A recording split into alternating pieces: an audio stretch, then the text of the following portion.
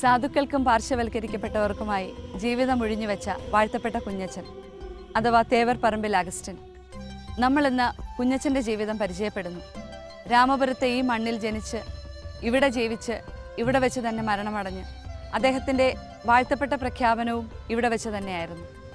വിശുദ്ധ അഗസ്റ്റിൻ്റെ നാമധേയത്തിലുള്ള കേരളത്തിലെ ആദ്യത്തെ പള്ളി കൂടിയാണിത്. നമുക്കിനി അകത്തേക്ക് പോയാലോ? വാ. വാഴ്ത്തപ്പെട്ട കുഞ്ഞച്ചൻ 1891 ഏപ്രിൽ 1 പാലാരൂപതയിലെ രാമപുരം തേവർപ്പറമ്പിൽ കുടുംബത്തിൽ മാണി ഏലീശ്വ ദമ്പതികളുടെ പുത്രനായി കുഞ്ഞച്ചൻ എന്ന ഫാദർ അഗസ്റ്റിൻ തേവർപ്പറമ്പിൽ ഭൂജാതനായി. 1921 ഡിസംബർ 17 കുഞ്ഞച്ചൻ പൗരോഹിത്യം സ്വീകരിച്ചു. 1973 ഒക്ടോബർ 16 അദ്ദേഹം ഇഹലോകവാസം വെടിഞ്ഞു. 2006 ഏപ്രിൽ 30 കുഞ്ഞച്ചൻ വാഴ്ത്തപ്പെട്ടവനായി പ്രഖ്യാപിക്കപ്പെട്ടു. ഇത് കുഞ്ഞച്ചൻ്റെ ഇടവക പള്ളിതാ. ഇവിടെ തന്നെയാണ് മാമോദിസ സ്വീകരിച്ചത്. അത് കഴിഞ്ഞ് വൈദികനായി കഴിഞ്ഞ് മറ്റ് പല പള്ളികളിൽ സേവനം അനുഷ്ഠിച്ചിരുന്നു. അതിനുശേഷം 50 വർഷത്തോളം കുഞ്ഞച്ചൻ ഈ പള്ളിയിലായിരുന്നു വികാരിയായിട്ടുണ്ടായിരുന്നത്. നമുക്കിവിടെ ഒന്ന് ഇരുന്നാലോ?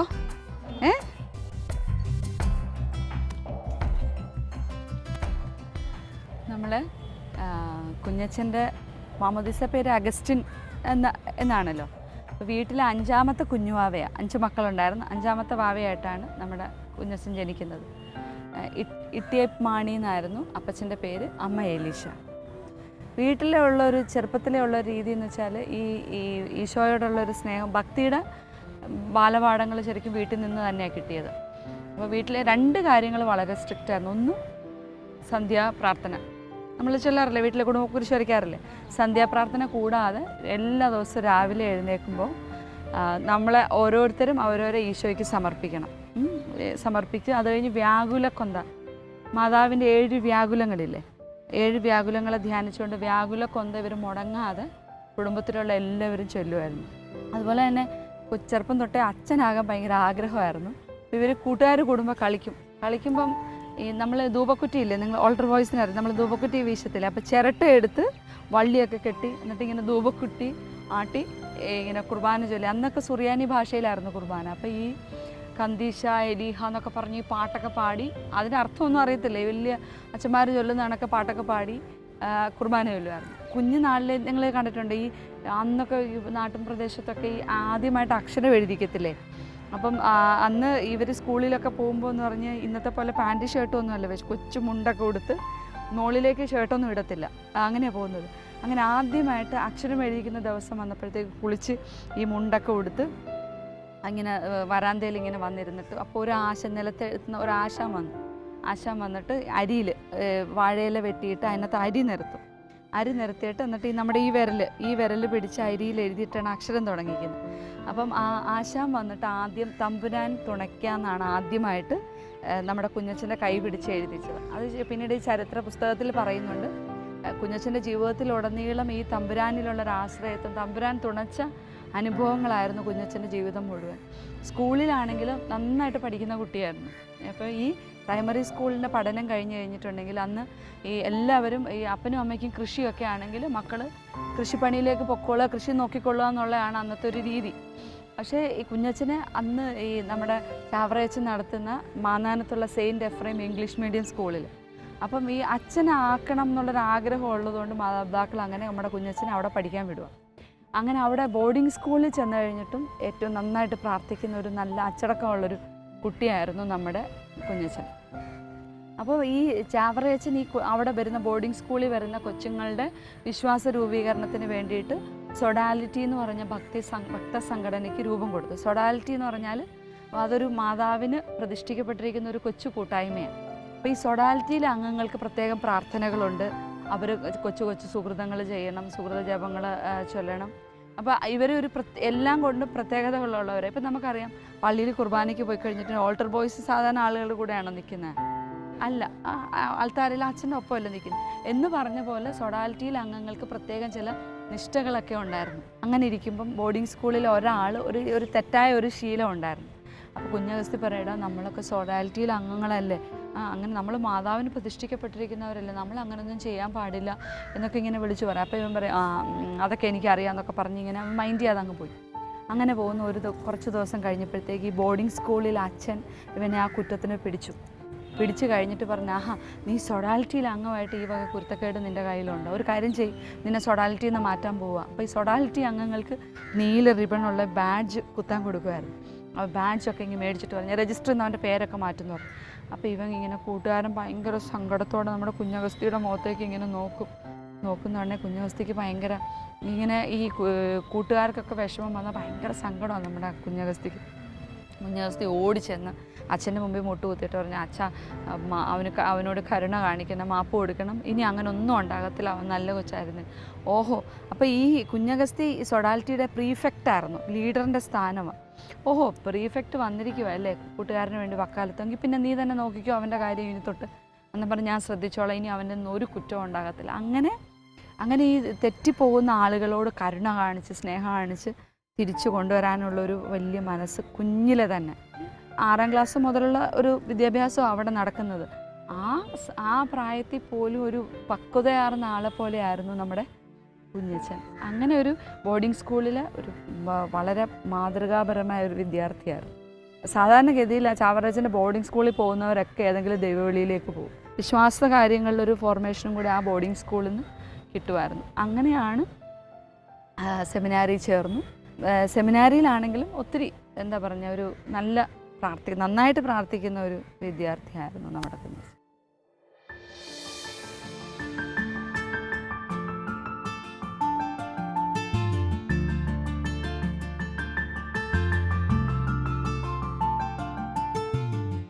നമ്മുടെ കുഞ്ഞച്ചൻ 50 വർഷം താമസിച്ച സ്ഥലമായത്. പ്രത്യേകത കുഞ്ഞച്ചൻ്റെ തന്നെ ഇടവപ്പള്ളി, മാമോദിസ മുങ്ങിയത് ഇവിടെ, ആദ്യ കുർബാന സ്വീകരണം ഇവിടെ, വൈദികനായി കഴിഞ്ഞ് എത്രയും വർഷം ഇവിടെ സേവനം അനുഷ്ഠിക്കാനായിട്ട് പറ്റി. ഒരു പ്രാവശ്യം ഒരു സംഭവം ഉണ്ടായതായിരുന്നു. ഒരു സ്ത്രീ ഒരു ഗർഭിണിയായിരുന്നു, പ്രസവിക്കാൻ സമയമായപ്പോൾ ഹോസ്പിറ്റലിൽ കൊണ്ടുവന്നിട്ട് പ്രസവം നടക്കുന്നില്ല. അപ്പോൾ ഡോക്ടേഴ്സ് ഇങ്ങനെ പറഞ്ഞു, ഭയങ്കര അപകടം, ഈ പ്രസവം ഉടനെ നടന്നില്ലെങ്കിൽ ഒന്നുകിൽ അമ്മ അല്ലെങ്കിൽ കുഞ്ഞ് മരിക്കും. അപ്പോൾ ഈ സമയത്ത് ആ ചേച്ചിയുടെ ബന്ധുക്കളിൽ ഒരാൾ പെട്ടെന്ന് ഓടി കുഞ്ഞച്ചൻ്റെ അടുത്ത് വന്നിട്ട് പറഞ്ഞു, കുഞ്ഞച്ച ഭയങ്കര അപകടമാണ്, അമ്മയോ കുഞ്ഞോ ആരെങ്കിലും മരിക്കും, കുഞ്ഞച്ചൻ എന്തെങ്കിലും ചെയ്യണമെന്ന് പറഞ്ഞ് കരയും. കുഞ്ഞച്ചൻ വേഗം പ്രാർത്ഥിച്ചിട്ട് മരുന്ന് കൊടുത്തിട്ട് പറഞ്ഞ് വേഗം കൊണ്ടുപോയി കൊടുക്കാൻ കൊടുത്തു. അങ്ങനെ ഒരു അപകടവും ഇല്ലാതെ അമ്മയും കുഞ്ഞും രക്ഷപ്പെട്ടു. അതുപോലെ തന്നെയാണ് ഈ മാനസിക രോഗം ഉണ്ടായിക്കഴിഞ്ഞ ആളുകൾ ഭയങ്കരമായിട്ട് വയലൻ്റ് ആവുമല്ലോ, അങ്ങനെയുള്ള ആളുകളെയൊക്കെ അച്ഛൻ്റെ അടുത്ത് കൊണ്ടുവരും. അച്ഛൻ പ്രാർത്ഥിച്ച് കഴിയുമ്പോൾ ആ രോഗികൾ ശാന്തരായിട്ട് മാറിയിട്ടുണ്ട്. അപ്പോൾ ഒരിക്കലും ഭയങ്കര രസകരമായ ഒരു സംഭവം പറയുന്ന ഇതാണ്. പശു പ്രസവിച്ച് കഴിഞ്ഞ് പശുവിനെ കറക്കത്തില്ല, പാല് കറക്കാൻ തുടങ്ങിയ സമയത്ത് ഈ പശു തൊഴിക്കുക, ആരും ഈ പശുവിൻ്റെ അടുത്തേക്ക് ചെല്ലാൻ പറ്റുന്നില്ല. അപ്പോൾ ഈ പാല് കറക്കാനും പറ്റുന്നില്ല. അവസാനം ഈ പശുവിനെ വീട്ടിലുള്ള അവിടുത്തെ അമ്മച്ചി വന്നു അച്ഛൻ്റെ അടുത്ത്, കുഞ്ഞച്ചനെ സഹായിക്കാൻ പറ്റത്തുള്ളൂ, കുഞ്ഞച്ചൻ എന്തെങ്കിലും ചെയ്യണമെന്ന് പറഞ്ഞിട്ട്. അപ്പോൾ കുഞ്ഞച്ചൻ എന്താണെന്ന് വെച്ചാൽ പ്രാർത്ഥിച്ച കുഞ്ഞച്ചൻ എപ്പോഴും ചെയ്യുന്നൊരു കാര്യം, ഒന്ന് ഈ ഹന്നാൻ വെള്ളം കൊടുത്തു വിടും, അതല്ലെങ്കിൽ ഉപ്പ് വെഞ്ചരിച്ച് കൊടുത്തു വിടും. അപ്പോൾ ഈ ചേട്ടത്തി വന്നു കഴിഞ്ഞപ്പോഴത്തേക്ക് പറഞ്ഞു, ഒരു കഷ്ണം കയറ് പ്രാർത്ഥിച്ചിട്ട് കയറും കുറച്ച് ഉപ്പും കൊടുത്തു. എന്നിട്ട് പറഞ്ഞു, ഈ കയറ് നീ കൊണ്ടുപോയി പശുവിൻ്റെ കഴുത്തേ കെട്ടണം, ഈ ഉപ്പ് വെള്ളത്തിൽ കാടിയിൽ കലക്കി കൊടുക്കാൻ പറഞ്ഞു. അങ്ങനെ ഇത് കൊണ്ടുപോയി പശുവിൻ്റെ കഴുത്തിൽ ഈ കയറും കെട്ടി ഉപ്പും വെള്ളത്തിൽ കലക്കി കൊടുത്തു കഴിഞ്ഞപ്പോഴത്തേക്ക് ഈ പശു തൊഴിക്കുന്ന സ്വഭാവം മാറ്റി. അതുപോലെ തന്നെയാണ് ഒരാൾ ഇഞ്ചി കൃഷി നടത്തി കഴിഞ്ഞപ്പോഴത്തേക്ക് ഈ കൃഷി പാകമാകാൻ തുടങ്ങിയപ്പോഴത്തേക്ക് വലിയ പുഴുക്കൾ. ഒരു ദിവസം ഇയാൾ വലിയ കാര്യത്തിൽ പാടത്ത് ചെന്ന് കഴിഞ്ഞപ്പോഴത്തേക്ക് ഈ പുഴുക്കൾ ഇങ്ങനെ കൃഷി മുഴുവൻ നാശമാകുന്നു. പുള്ളി തന്നെ ഒരു 10-50 പുഴുവിനെടുത്ത് കൊന്നു കളഞ്ഞു. എന്നിട്ട് ഓടിച്ചെന്ന് അച്ഛനെ കുഞ്ഞച്ചാ അവിടെ വന്ന് കുഞ്ഞച്ചൻ പ്രാർത്ഥിക്കണം, അല്ല എൻ്റെ കൃഷി മുഴുവൻ പോകുമെന്ന് പറയും. അങ്ങനെ കുഞ്ഞച്ചൻ അയാളുടെ കൂടെ പോയി ഇഞ്ചിപ്പാടത്ത് ചെന്നിട്ട് ഇത് കണക്ക് ഹന്നം വെള്ളം തളിച്ച് കുറേ നേരം പ്രാർത്ഥിച്ച് തിരിച്ചു വരുന്ന വഴിക്ക് ഒരാളുടെ നെൽകൃഷി നടത്തുന്ന പാടമുള്ള ഒരാളുണ്ടായിരുന്നു. അയാൾക്കാണ് ഒരു വിശ്വാസമില്ലാത്ത മനുഷ്യനായിരുന്നു. അപ്പോൾ ഇയാളിങ്ങനെ കളിയാക്കി ചോദിച്ചു, കുഞ്ഞച്ചൻ പ്രാർത്ഥിച്ച കൃഷിയൊക്കെ നേരെയാവും, എന്നാൽ പിന്നെ കുഞ്ഞച്ചൻ എൻ്റെ പാടവും കൂടെ ഒന്ന് വെഞ്ചരിച്ചിട്ട് പൊക്കോന്ന് പറയും. അത് കേൾക്കുമ്പോൾ കുഞ്ഞച്ചനൊന്നും മിണ്ടാതെ ചിരിച്ചിട്ട് അയാളുടെ പാടത്തേം കയറി വെഞ്ചരിച്ചിട്ട് പോയി. അപ്പോൾ അയാൾ ഈ കൃഷിയൊക്കെ ചെയ്യുന്നെങ്കിലും കാര്യമായിട്ട് ആദായമില്ലാത്ത ഒരാളായിരുന്നു. ഒരു 5-6 മാസം കഴിഞ്ഞപ്പോഴത്തേക്ക് 2 ചാക്ക് അരിയൊക്കെ ആയിട്ട് 2 പേര് വരിക. എന്തെന്ന് ചോദിച്ചു കഴിഞ്ഞപ്പോഴത്തേക്ക് ആ മനുഷ്യന് ആ വിശ്വാസം ഇല്ലാതെ ഒരുമാതിരി കളിയാക്കി ചോദിച്ച കുഞ്ഞച്ചൻ കയറി പ്രാർത്ഥിച്ച ആ നെൽപ്പാടത്തിൻ്റെ ഉടമയാണ്. അയാൾക്ക് വലിയ ആദായം കിട്ടി. അയാൾ സന്തോഷത്തോടെ ഈ അരി കൊണ്ടുവരും. ഈ അരി കൊണ്ടുവരാനൊരു കാര്യമുണ്ട്. കുഞ്ഞച്ചൻ ഇങ്ങനെ എല്ലാ വീട്ടുകാരോടും പറയും, നിങ്ങളുടെ കയ്യിൽ നിന്ന് നിങ്ങൾ ഈ വെക്കാനെടുക്കുന്ന അരിയിൽ നിന്ന് ഒരു വിഹിതം പാവങ്ങൾക്ക് വേണ്ടി കൊടുക്കാൻ പറയും. അപ്പോൾ കുഞ്ഞച്ചൻ അവിടെ ഒരു മുറിയിൽ ഒരു വലിയ വീപ്പ വെച്ചിട്ടുണ്ട്. അപ്പോൾ ഇവർ കൊണ്ടുവരുന്ന അരി ഈ വീപ്പയിലിടും. സങ്കടം പറഞ്ഞ് വരുന്നവർക്കെല്ലാം ഇതിൽ നിന്ന് അരി എടുത്ത് കൊടുക്കാൻ. അപ്പോൾ കുഞ്ഞച്ചൻ്റെ ഒരു പ്രത്യേകത, ആരെന്ത് സഹായം പ്രാർത്ഥന ചോദിച്ച് വരുവാണെങ്കിൽ പ്രാർത്ഥിച്ച് അവരെ ആശ്വസിപ്പിച്ച് വിടും. രോഗികളായിട്ട് വരുന്നതാണെങ്കിൽ അവർക്ക് മരുന്ന് കൊടുത്താൽ മരുന്ന് അവർക്ക് സൗഖ്യമാവും. ഇനി കുടുംബത്തിൽ സമാധാനമില്ല, അങ്ങനെ പ്രശ്നമാണെന്നുണ്ടെങ്കിൽ കുഞ്ഞച്ചൻ അവരെ വിളിച്ച് സംസാരിച്ച് പ്രാർത്ഥിച്ച്, അതായത് ആ കാലഘട്ടത്തിൽ ജീവിച്ചിരുന്ന മനുഷ്യർക്ക് എന്ത് ആവശ്യമുണ്ടോ അതിനുള്ള പരിഹാരം കുഞ്ഞച്ചൻ്റെ അടുത്തുണ്ടാവുമെന്ന് ഭയങ്കര ഒരു ഉറപ്പായിരുന്നു ആളുകൾക്കെല്ലാം. ഇതിനെല്ലാം ഉള്ളൊരു കരുത്ത് കുഞ്ഞച്ചന് കിട്ടിയിരുന്നത് പരിശുദ്ധ കുർബാനയിൽ നിന്നാണ്. ഒരു ദിനചര്യ ഇങ്ങനെയായിരുന്നു. രാവിലെ 4 മണിക്ക് എഴുന്നേറ്റ് ഫ്രഷൊക്കെ ആയി നേരെ പോവും. സക്രാരിയുടെ മുന്നേ പോയി പ്രാർത്ഥിക്കും. മണിക്കൂറുകളോളം ഇരുന്ന് പ്രാർത്ഥിച്ച് കുർബാന അർപ്പിച്ചു കഴിഞ്ഞ് വരും. ഭക്ഷണം വളരെ കുറച്ചേ കഴിക്കത്തുള്ളായിരുന്നു. ഈ കുറച്ച് ഭക്ഷണം കഴിച്ചിട്ട് പിന്നീട് ഈ ഉച്ചക്കലത്തേക്ക് ഒരു പഴം പുഴുങ്ങിയതായിരിക്കും, അല്ലെ എന്തെങ്കിലും ഒരു ഇച്ചിരി പഴം, അങ്ങനെ ഇതെടുത്ത് പൊതിഞ്ഞ് ലോകയുടെ പോക്കറ്റിൽ ഇട്ടിട്ട് ഒരു കുടയൊക്കെ കുത്തി നടന്നു പോകും. പോകുന്നത് എന്തിനാണെന്നറിയാമോ? ഇവിടങ്ങളിലുള്ള ധാരാളം പിന്നോക്കം നിൽക്കുന്ന പട്ടിണിയും ദാരിദ്ര്യവും അനുഭവിക്കുന്ന ആളുകളുണ്ട്. ഇവരുടെ വീടുകൾ തോറും കയറി ഇറങ്ങും. കുഞ്ഞച്ചൻ്റെ ഒരു പ്രത്യേകതയെ, ഒരാളെ ഒരിക്കൽ പരിചയപ്പെട്ട് പേര് മനസ്സിലാക്കി കഴിഞ്ഞാൽ മറക്കത്തില്ല. പിന്നെ കാണുമ്പോൾ പേര് എടുത്താണ് വിളിക്കുന്നത്. നമുക്ക് അങ്ങനെ ഒരാൾ നമ്മുടെ പേരെടുത്ത് വിളിക്കുമ്പോൾ ഭയങ്കര ഒരു ഇൻറ്റിമസി തോന്നുക. ഈ ഒരു ഇൻറ്റിമസി ശരിക്കും കുഞ്ഞച്ചൻ എല്ലാവരുമായിട്ടും ഉണ്ടായിരുന്നു. എല്ലാവരും, അതിനകത്ത് ജാതിയോ മതമോ വലിയവരോ ചെറിയവരോ ഒരു വ്യത്യാസവും ഇല്ല. അച്ഛൻ്റെ പേര് അഗസ്റ്റിൻ എന്നാണ്. പിന്നെ ഈ കുഞ്ഞച്ചൻ എന്നുള്ള പേര് വന്നത് എങ്ങനെയാണെന്ന് അറിയാവോ? അറിയില്ല. പൊക്കം കുറവായിരുന്നു, 5 അടി പോലും ഇല്ലായിരുന്നു.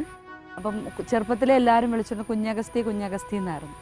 അപ്പോൾ ഈ പൊക്കം കുറഞ്ഞ അച്ഛൻ, കുഞ്ഞച്ഛൻ എന്നെല്ലാവരും വിളിച്ചാണ് ഈ പേര് വ്യാപകമായി. ഇന്നിപ്പോഴും വാഴ്ത്തപ്പെട്ട കുഞ്ഞച്ചൻ തന്നെയല്ലേ അറിയപ്പെടുന്നത്. അങ്ങനെ ഒരു എല്ലാവർക്കും സന്തോഷം കൊടുക്കുന്ന ഒരാളായിരുന്നു. വളരെ സരസനായിരുന്നു. ഒത്തിരി തമാശ പറയും. വിഷമിച്ചിരിക്കുന്നവരെയൊക്കെ ചെന്ന് തമാശയൊക്കെ പറഞ്ഞ് ചിരിപ്പിച്ച്, അങ്ങനെ ഒരു എവിടെയാണേലും മറ്റുള്ളവർക്ക് സന്തോഷം പങ്കുവയ്ക്കുന്ന ഒരു വ്യക്തിത്വമായിരുന്നു നമ്മുടെ വാഴ്ത്തപ്പെട്ട കുഞ്ഞച്ചൻ. ഇനി നമ്മൾ എങ്ങോട്ടാണ് പോകുന്നതെന്നറിയാവോ? കുഞ്ഞച്ചൻ 50 വർഷം താമസിച്ചിരുന്ന ഒരു കൊച്ചു വീട് പോലെ 2-3 കൊച്ചു മുറികളുള്ള ഒരു സ്ഥലം, അതിപ്പം മ്യൂസിയമാണ്. ഇനി നമ്മൾ അങ്ങോട്ടാണ് പോകാൻ പോകുന്നത്.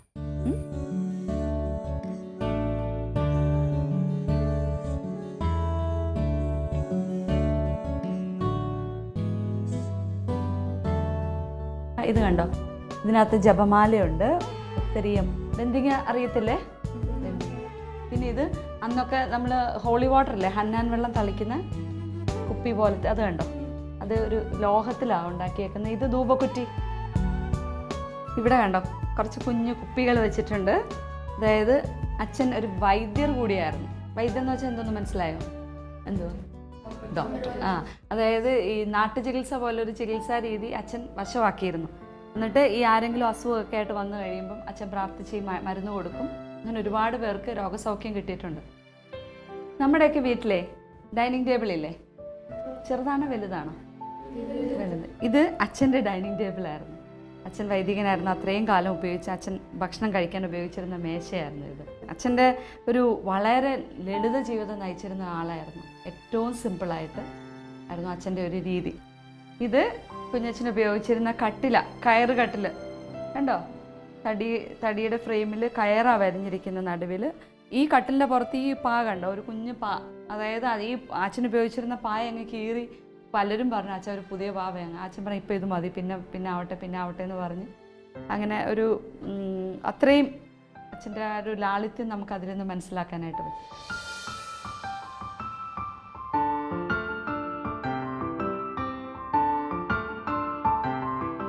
നമ്മളിനി ആ കെട്ടിടം കണ്ടോ, ഓടിട്ട കെട്ടിടം, അത് കുടിപ്പള്ളിക്കുടം എന്ന് പറയും. അപ്പം നമ്മുടെ കുഞ്ഞച്ഛൻ്റെ സമയത്ത് ധാരാളം ഈ പാവപ്പെട്ട ആൾക്കാരുണ്ട്, അവർക്ക് വിദ്യാഭ്യാസത്തിനുള്ള സൗകര്യമൊന്നുമില്ല. അപ്പോൾ അവരെ കൊണ്ടുവന്ന്, അങ്ങനെയുള്ള പാവപ്പെട്ട വീടുകളിലെ കുട്ടികളെ കൊണ്ടുവന്ന് ഈ കുടിപ്പള്ളിക്കൂടത്തിൽ കൊണ്ടുവന്ന് ആശാന്മാരെ വെച്ച് പഠിപ്പിക്കുമായിരുന്നു, കുഞ്ഞച്ചനും പഠിപ്പിക്കുമായിരുന്നു. നമുക്ക് അതിനകത്ത് കയറിയാലോ? വാ.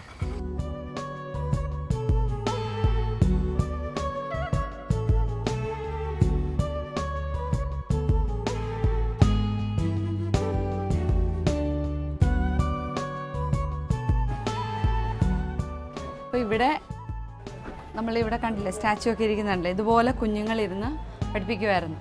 അപ്പം കുഞ്ഞച്ചൻ്റെ ഒരു പ്രത്യേകത, കുട്ടികളോട് ഭയങ്കര കൂട്ടായിരുന്നു, നിങ്ങളുടെ ആൾക്കാരോടും. തമാശയൊക്കെ പറഞ്ഞ് ഇവർക്ക് ഭയങ്കര താല്പര്യമായിരുന്നു പഠിക്കാൻ. ഒന്ന് അക്ഷരങ്ങൾ പഠിപ്പിക്കാനായിട്ട് ആശാന്മാരെ വെക്കുമായിരുന്നു. പിന്നീട് ഇവരുടെ കൂടെ കുഞ്ഞച്ചൻ സമയം സ്പെൻഡ് ചെയ്യുമായിരുന്നു. അതുപോലെ പ്രാർത്ഥനകൾ പഠിപ്പിക്കുമായിരുന്നു, കൊച്ചു കൊച്ചു സുഹൃത ജപങ്ങൾ, സ്വർഗസ്നായ പിതാവേ എന്നുള്ള ജപം.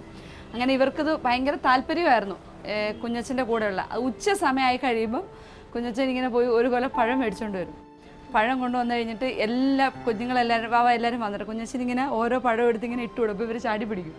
ഭയങ്കര ബഹളവും. അങ്ങനെ ഒരു കൊച്ചുങ്ങളുമായിട്ട് എപ്പോഴും ഭയങ്കര ഒരു അടുപ്പവും സ്നേഹവും കുഞ്ഞച്ചനുണ്ടായിരുന്നു. അതുപോലെ തന്നെ ഈ അച്ഛന്മാരെ കാണാൻ വരുമ്പം അമ്മച്ചിമാരൊക്കെ ഇങ്ങനെ പലഹാരമൊക്കെ ഉണ്ടാക്കിക്കൊണ്ട് വരത്തില്ലേ, അങ്ങനെ പലഹാരം ഉണ്ടാക്കിക്കൊണ്ട് വന്നു കഴിഞ്ഞാൽ കുഞ്ഞച്ചൻ ഇതെല്ലാം എടുത്ത് വെച്ചിട്ട് ഇവർ കുഞ്ഞുങ്ങൾ വരാൻ വേണ്ടി കാത്തു വെക്കും. അത് കഴിഞ്ഞ് ഇതെല്ലാം കൊച്ചുങ്ങൾക്ക് വിതരണം ചെയ്യുമായിരുന്നു. അപ്പോൾ ഇവർ ഓടി കുഞ്ഞച്ചൻ്റെ മുറിയിലൊക്കെ ചെല്ലുമായിരുന്നു. ചെന്ന് കഴിഞ്ഞാൽ അവർക്കറിയാം അവിടെ ഉള്ള എന്തെങ്കിലും കിട്ടും എന്നുള്ളത്. അതുപോലെ തന്നെ ഈ നമുക്ക് അറിവുണ്ടാവണം. ഈ അറിവുണ്ടായാലാണ് കുഞ്ഞുങ്ങൾക്ക് നല്ല അടുത്ത ഒരു എന്താ പറയുക, ഇന്നത്തെ ബാലന്മാർ നാളത്തെ പൗരന്മാരെന്നല്ലേ പറയുന്നത്. അപ്പം നല്ല അറിവും നല്ല മൂല്യങ്ങളും കുഞ്ഞുങ്ങൾക്ക് ചെറുപ്പത്തിലേ കൊടുത്തു കഴിഞ്ഞാൽ അവർ നാളെ സമൂഹത്തിന് മുതൽക്കൂട്ടായി തീരും. ആ ഒരു വീക്ഷണത്തോടു കൂടിയാണ് കുഞ്ഞച്ചൻ കുഞ്ഞുങ്ങളെ ഇത്രയധികം ശ്രദ്ധിച്ചിരുന്നത്. നിങ്ങൾ ഈ തറ ശ്രദ്ധിച്ചോ? എന്താ പ്രത്യേകത? തടി കൊണ്ടുള്ള തറയാണ് അല്ലേ. അതുപോലെ തന്നെ ഈ ചുറ്റിലും ഉള്ള ഫ്രെയിമും തടി കൊണ്ടാണ് ഇത് നിർമ്മിച്ചിരിക്കുന്നത്. മുകളിൽ ഓട് മേഞ്ഞിരിക്കുന്നത്. അപ്പോൾ ഇതിനകത്ത് ഫാൻ്റെ ആവശ്യമുണ്ടോ? ഇല്ല. ഈ ചൂടത്ത് നല്ലൊരു തണുപ്പ് പോലെ ഉണ്ട്. ഇത് കണ്ടോ, ക്ലാസ് റൂമിൽ ഇങ്ങനെ ഇരിക്കുന്ന ആൾക്കാരെയൊക്കെ കണ്ടോ? നിങ്ങൾ ഒരു ക്ലാസ് റൂമിൽ പോയ ഒരു ഫീൽ ഉണ്ട് ഇപ്പം അല്ലേ? അവരുടെയൊക്കെ ആക്ഷൻ ശ്രദ്ധിച്ചോ? ആലോചിച്ചിരിക്കുന്നു, തലചൊറിയുന്നു. വാ.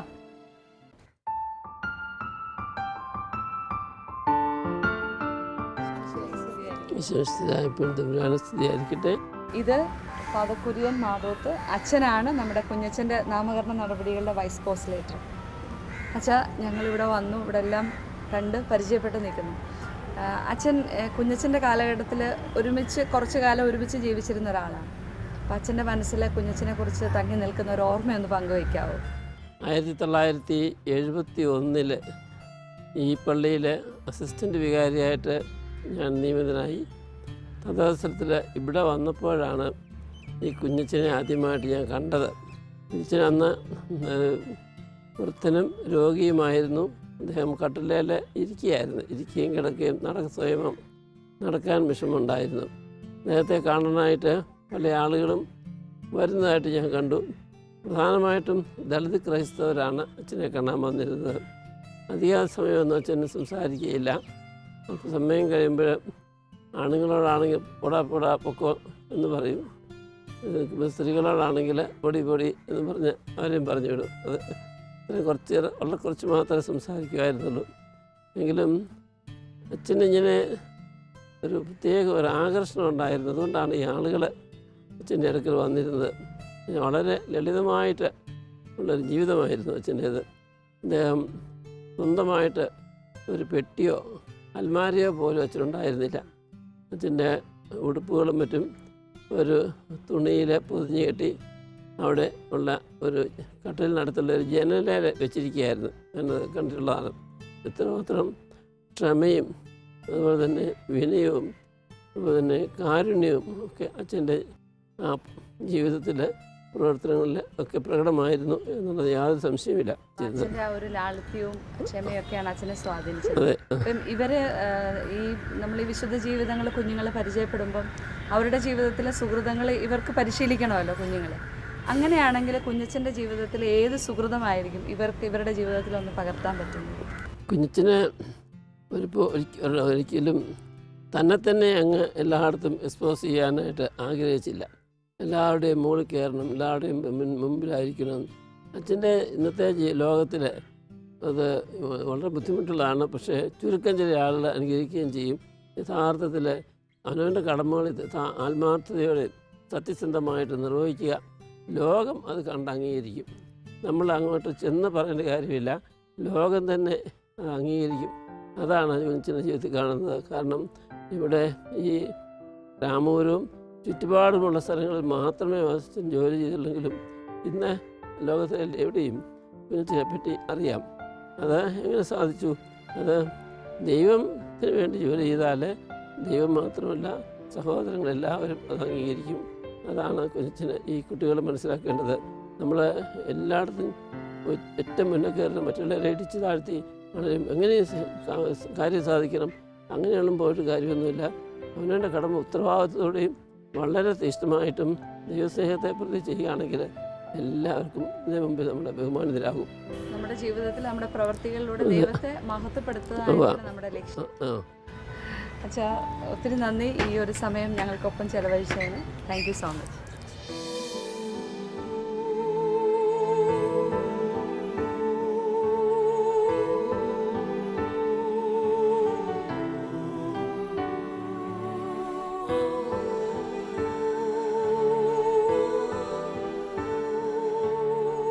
കുഞ്ഞച്ചന് 82 വയസ്സുള്ളപ്പോഴാണ് മരിക്കുന്നത്. അതായത് 1973 ഒക്ടോബർ 16 കുഞ്ഞച്ചൻ മരിക്കുന്നത്. മരിക്കുന്നതിന് കുറേ നാളുകൾക്ക് മുമ്പ് ഒരു പനി പിടിപെട്ടു. പനി വന്നു കഴിഞ്ഞിട്ട് ആ പനി കഴിഞ്ഞ് പിന്നെ ഭയങ്കര ക്ഷീണമായി, പിന്നെ നടക്കാൻ പറ്റാതൊക്കെയായി.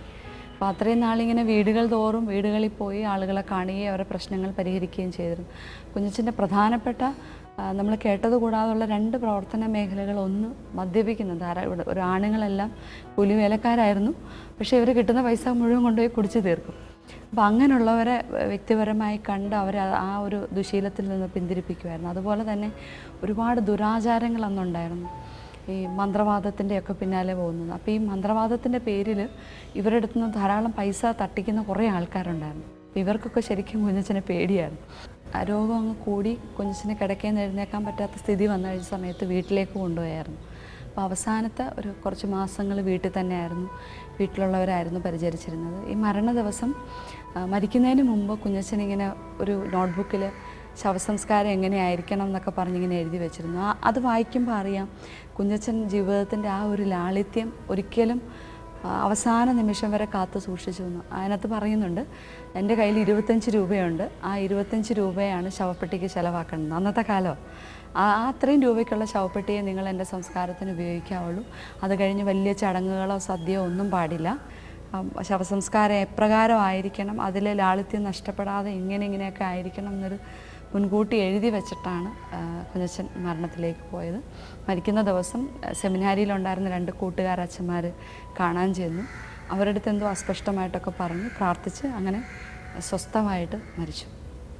കുഞ്ഞച്ചൻ നമ്മളറിയാം ഈ ഇടവകയിലാണ് ജനിച്ചത്. മാമോദിസ സ്വീകരിച്ചത് ജനിച്ച് 7-ാം ദിവസമായിരുന്നു. മാമോദിസ തൊട്ട് ഇവിടെ ഇപ്പോഴും സൂക്ഷിച്ചിട്ടുണ്ട്. അപ്പോൾ നമ്മൾ ഈ സമയം നമ്മൾ കുഞ്ഞച്ചനോട് മാധ്യസ്ഥം ചോദിക്കേണ്ടുന്നത്, ഒരുപാട് നിരാലംബരായിട്ടുള്ള ആളുകൾ, ആരും സഹായിക്കാനില്ലാതെ അങ്ങനെയുള്ളവർക്ക് പാവങ്ങളുടെ ശബ്ദമായിരുന്നു കുഞ്ഞച്ചൻ്റെ ശബ്ദം. അപ്പം അത്തരത്തിൽ ആരും നോക്കാനില്ലാത്ത, ആരുടെയും സ്നേഹം കിട്ടാത്ത, ആരുടെയും പരിചരണം കിട്ടാത്ത ധാരാളം ആൾക്കാർ ഇന്നും ഈ ലോകത്തുണ്ട് അല്ലേ? അവരെല്ലാം നമുക്ക് ഈ സമയം സമർപ്പിക്കാം. അവർക്കൊക്കെ ഈശോയുടെ സ്നേഹം കിട്ടാനായിട്ട് ഈ സമയം നമുക്ക് കുഞ്ഞച്ചനോട് പ്രത്യേകം മാധ്യസ്ഥം ചോദിക്കാം, പ്രാർത്ഥിക്കാം.